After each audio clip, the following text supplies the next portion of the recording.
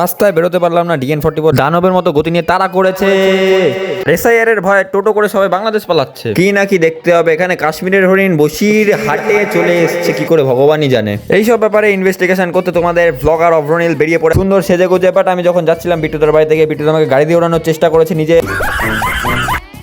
হ্যাঁ জানি অনেকদিন পর ভিডিও বানাচ্ছি, আমি একটু কিছু কারণের জন্য ভিডিও করতে পারিনি এই কদিন, সো বাদ দাও। কিন্তু আজকে আমাদের এই বিশেষ সার্ভেতে আজকে যাচ্ছিল বিট্টুদা, আমি এবং বিট্টুদার মা, মানে আমার পিসিও যাচ্ছিল আমাদের সাথে। যখনই আমি একটু গাড়ি ফাটিতে চড়ি, নিজেকে একটু বড় সিনেমাটোগ্রাফার বা বড় ভিডিওগ্রাফার, বড় ইউটিউবার নিজেকে ভেবে ফেলি। সেটাই আমার কি যে বলবো আমি নিজেও বুঝতে পারি না। তো গাড়িতে যেতে যেতে আমি বিট্টুদাকে বলছিলাম যে বিট্টুদা শোন, দেখ এই সেরের জন্য সবাই বাংলাদেশ পালাচ্ছে, বিট্টুদা তাই জয় বাংলাদেশ বলছিল, তোকেও মনে হয় পাঠাবে বাংলাদেশ। সামনের লরিটা করে আমরা বুঝতে পেরেছিলাম যে ত্রাণ নিয়ে যাওয়া হচ্ছে, যেহেতু বাংলাদেশ সীমান্ত বর্ডার অনেক শরণার্থী ভরে গেছে, সেই জন্য তাদের জন্য ত্রাণ নিয়ে যাওয়া হচ্ছিল। আর রাস্তায় মহাত্মা গান্ধীজি ডান্ডি আন্দোলন শুরু করেছিল আবার। সো ব্যাপারটা একটু গরম ছিল বলে আমি একটা নরম গান চালিয়ে দিই যাতে সবকিছু ঠিক হয়ে যায়। আবার যখন এটা ভেবেছিলাম তখনই ঠিক পেছন দিয়ে DN44 দানবের মতো গতি নিয়ে আমাদের তাড়া করে এগিয়ে আসে। কেন আমি নিজেও জানি না, বুঝতেও পারলাম না সেই ব্যাপারটা। জানলা দিয়ে মুখ বার করে আমি এটাই খুঁজছি, কোথায় বাংলাদেশিরা, কোথায় তোমরা, কোথায়।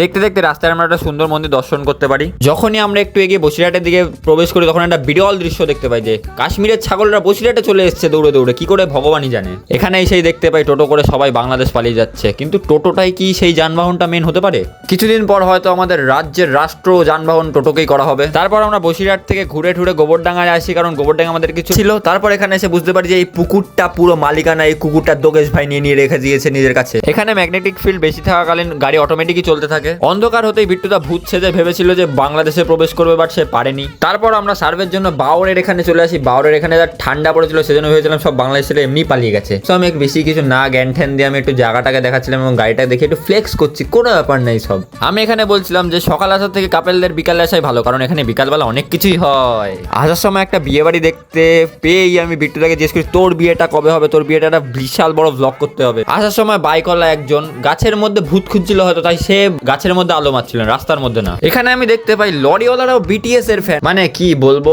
আজকালকার জীবন আর জেনারেশনটাকে কি, মানে আমি কিছু বলার নেই, জাস্ট নাথিং টু সে। দেখো এতক্ষণ যা বক করেছি কেউ সিরিয়াসলি প্লিজ নেবে না, কারণ আমি এখানে মিষ্টিও খেতে চলে এসেছি হাবড়ায় এসে। তো এতক্ষণ আমি ইয়ার্কি করছিলাম, সো ওগুলো কেউ সিরিয়াসলি ভাবে নেবে না প্লিজ। আর কিছু বলার নেই। আর আমরা মিষ্টির দোকান থেকে অনেকগুলো সিঙ্গারা আর কিছু মিষ্টি কিনে ফেলি, কারণ আমাদের খুব খিদা পেয়েছিল। আর আমার এছাড়া আর আমি কিছু বলতেও চাই না, আবার এক্সট্রা কেন ভেজাবো। তারপর রাত্রেবেলা আমি বনুর বাড়িতে চলে আসি, কারণ বনুর জন্মদিন ছিল আজকে। তো হ্যাপি বার্থডে আমি বনুকে বলার আগেই আমি ওর কেকটা কেড়ে খেয়ে ফেলি, কারণ আমার কেকটা খাওয়া এটাই হচ্ছে আসল কাজ। ব্লগটা এখানে শেষ। ভালো লাগলে লাইক, শেয়ার, সাবস্ক্রাইব অবশ্যই করবে। টাটা।